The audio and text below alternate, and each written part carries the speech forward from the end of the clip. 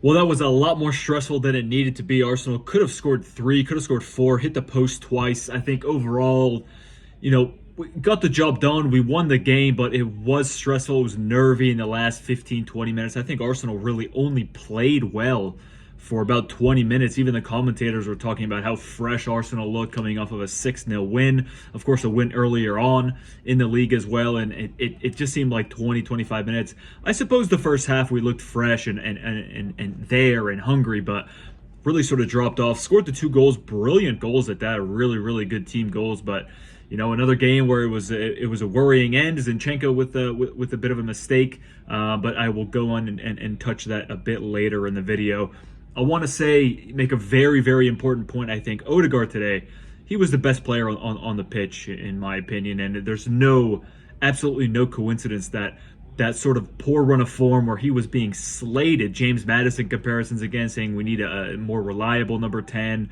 It's so insane, the flip-floppy nature of just football fans in general, but a lot of Arsenal fans are extremely guilty of this, I think. He finds this form coming back from injury, and he's right back to his best. It's no coincidence whatsoever that he ended up missing 3 or 4 games prior to his after his poor run of forms. It's because he's nursing an injury. He's carrying an injury. He's doing what he can. He's showing up. Was it Arteta's?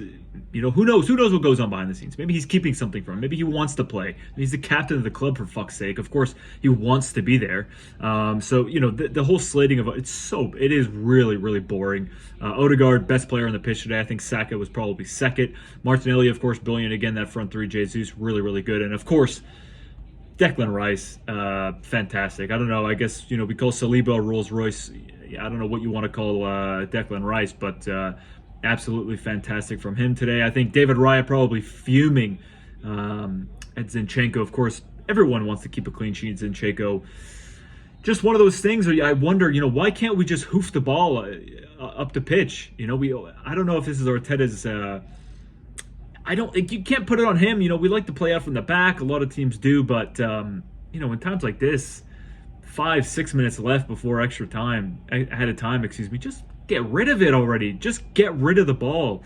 Zinchenko was sort of caught in La La Land there, and it was a really good finish from Cunha. Defensive, I'm just seeing this in my head. It's really frustrating. We should have had a clean sheet. It goes a long way, those clean sheets. It feels good. It's a much more complete victory when you have a clean sheet. And it's just upsetting. It's just very, very upsetting. Won the game, of course, in the end, but it doesn't take away from the fact that really stings.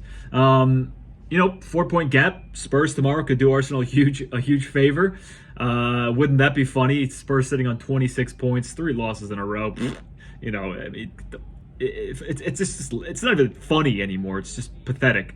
The way Spurs fans go on, and making fun of Arsenal for having 12 players out last season, a 5-point gap, and somehow losing the league to Man City is something to be embarrassed about. Forget it. I am a bit fearful, for Tomiyasu. I've always had this feeling. I've said this before about Gabriel Martinelli, where when he first joined, he had that big injury. I think he was out for a year, if not like 9 or 10 months, and he came back slowly. He was coming back, finding his form, and you would see him in a full sprint, and I would almost cringe, and I'm just screaming at my television, telling him to slow down. He's going to get hurt again. It seems like those times are done, and they're gone. Martinelli hasn't had any injury concerns as of late. A couple knocks perhaps, but he hasn't really missed anything through massive injuries. So it's really good. I'm hoping Tomiyasu can get there. Arteta has said after the game that it was fatigue, and he wanted to take him off. 2-0 scoreline. You have Ben White, fantastic player in his own rights, to come on in replace of him. So yeah, hopefully Tomiyasu can stay fit. Hopefully he is fit. Of course, another game coming up on Tuesday, so we'll see what happens with that. And I just want to close off on saying, with the referee today, I was really, really bored. I don't know what other word to use, but bored, extremely bored with him. soft fouls, giving away soft for both teams. Give Arsenal some, give Wolves a lot. And the added time, where do you get 7 minutes from in the first half, and it's the 6 minutes in the second half that turned into almost 9? I don't know. It's not the referee's job to keep giving opportunities to a team. Substitution, sure, they add on 30 seconds, but come on, you're pushing 3 minutes of added time. It's just ridiculous. And how many times do you see, teams go on to score from opportunities like that? So look, all in all, it's a win. It's a 4-point gap. Man City played tomorrow. Liverpool are playing tomorrow, so we'll see where it ends up. Of course, I'll be back with another video on Tuesday after that result. So guys, thank you very much for watching. If you made it this far, I do really appreciate it, and I'll see you when I see you.